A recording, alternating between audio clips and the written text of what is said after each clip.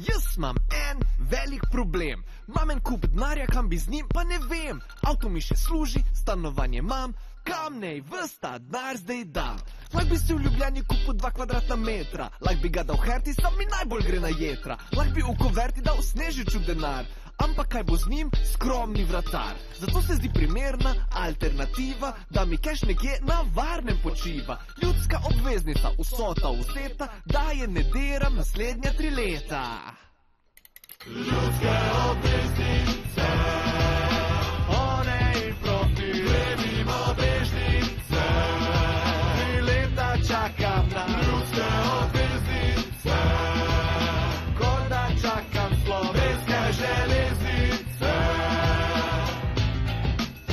Ja, sem rekel okej, sam če smo iskreni, jaz nimam pojma, kaj to pomeni. Fiskalna politika ni mi najjača, koliko je to keša, komu se splača. Majo jih po fiksni obrestni meri, ni zdaj nek presežek 3,4. Torej, če se prav razume, noter dam za avto, ven dobim za gume. Tak cihr stvar, ne boš prišel do milijona, super je, če imaš še 3 leta do penziona, pa če imaš zaupanje v slovenske banke in jim daš še svoje življenjske prihranke.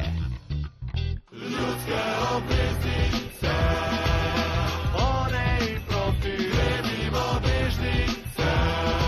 3 leta čakam na Ljudske obveznice, kot da čakam slovenske železnice.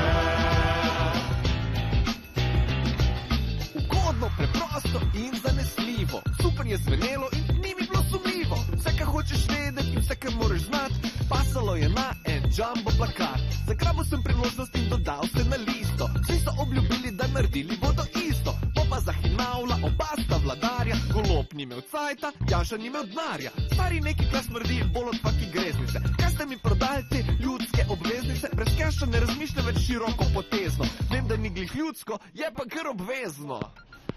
Ful keša sem vložil v Ljudske obveznice.